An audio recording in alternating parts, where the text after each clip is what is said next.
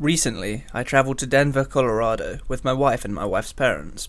As a resident of a non-legalized state, and as someone who's too much of a pussy to buy illegal drugs, the thing I was looking forward to most was the chance to buy fancy legal weed. What could possibly go wrong? The first thing I do after arriving, and after successfully ditching the in-laws, is drag my wife to a nearby dispensary for a shopping spree. And oh my god, it was just like in my dreams. Tons of different options in neat little sample jars, and a team of helpful stoners walking me through the various strains.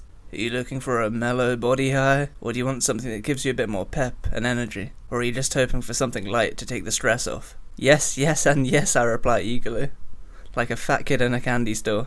I request an 1/8 ounce of about 7 different options. In hindsight, if I learned anything from this experience, it's that my math and science teachers never taught me basic information, like, what is an ounce, or how much weed can a person consume in a single weekend? Sure, I can tell you when 2 speeding trains leaving separate stations will collide, or recite Avogadro's number, but it turns out none of that information is particularly relevant to getting high in a responsible and efficient manner. And it was at this dispensary that I also learned you can't actually smoke in public places, including the hotel that my wife and I are staying at.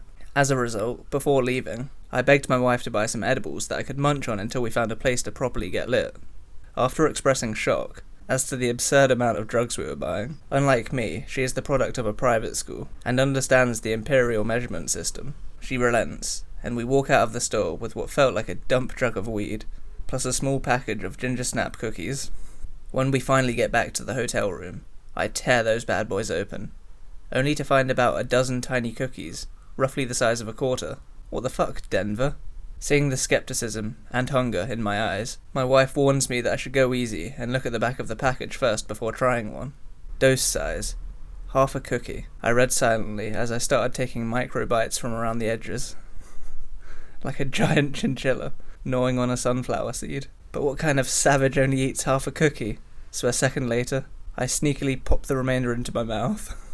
And then I quickly stuff another 2 cookies in my mouth for good measure, the moment my wife turns her back. We may not have legal weed back home, but I routinely devour an entire package of Oreos in one sitting without breaking a sweat. Your move, tiny ginger snaps. About 30 minutes later, we're in the back seat of her parents' rental car on the way to dinner, and that's when things start to go tits up. My stomach growls, loudly and angrily. My wife looks at me with inquisitive eyes that seem to say, "Diarrhea?" But I merely clutch my tummy and mumble something about altitude sickness. "You didn't eat a whole cookie, did you?" she asks. "Of course not," I respond, avoiding eye contact the remainder of the car ride. A few minutes later, we're climbing out of her parents' rental car and heading into some trendy farm-to-table restaurant. I don't remember how I made it to my seat. I don't remember even looking at the menu, but I do remember the concerned look on the waiter's face as he asked me if I was doing alright. "Keep it together, man," I keep saying to myself, but my wife's sudden groan suggests that I may have also said that to the waiter. Things are going downhill fast. The waiter nods sympathetically, takes our orders, and then heads to the next table. The moment he walks away, my wife is staring daggers at me. I start to worry that the jig is up. "You're sweating from your entire face," she says with both pity and disgust.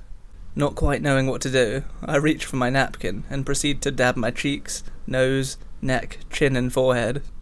At this point, my wife's mum looks over at me with some concern. You alright?" she asks kindly. "Yeah, the food's just a bit spicy," I reply, far too quick to realise that we had literally only just ordered food, and there was nothing on the table except for a basket of dinner rolls. My wife kicks me under the table to grab my attention. "Bathroom, now," she hisses. "Get it together." I reluctantly get up from the table and head to the toilet. After splashing several handfuls of water on my face, I approach the urinal and start to pee. Now, one of the more disconcerting effects of those tiny ginger snap monsters is the feeling that time has become untethered from reality. As I'm peeing, I start to get a very unsettling feeling that I've been taking a piss for the better part of an hour, and that my wife must be pacing around the restaurant worried about me. But deep down, I know that's absurd. I've been peeing all my life, sometimes multiple times a day. I've probably taken more than 50,000 leaks, and it usually only takes about a minute at most. So given that my typical pee is no more than 60 seconds, and given that it feels like I'm about halfway done, that means I've probably been standing here for about 30 seconds, right? But the guy at the urinal next to me doesn't respond, and instead starts shuffling away, like a startled penguin. After finally finishing, I again splashed some water on my face and returned to my seat, making sure to apologise to the table for being gone for such a long time, just in case my math was off. Next, I tried to briefly engage in small talk with my wife's father, but I'm far too high to understand what either of us are saying, not wanting to start laughing uncontrollably at the wrong moment, or really at any moment. I figure the safest idea is to nod my head periodically, and drink a ton of water. Nothing cures mental fatigue like water, right? To my wife's horror, I stand up, grab my water glass and thrust it out to the waiter, who unfortunately is the opposite side of the restaurant. But he turns out to be really cool, and after making his way over to our table, he tells me that he'll do his best to keep me stocked up with ice water for the rest of the meal. He also helpfully suggests that if the dinner rolls aren't too spicy for me, I should probably eat one or two, so that I'm not sitting there on an empty stomach. Smart man. However, after going through all the bread on the table and 3 glasses of water, I start to get worried that I need actual food to offset the growing paranoia from those tiny ginger snap devils. Do you think I should flag down the waiter again and ask what's taking so long? I suggest helpfully to my wife. What? We literally ordered 3 fucking minutes ago. And at that exchange, my wife loses her cool.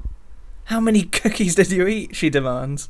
Whoa, easy there, I respond, somewhat horrified at her outburst.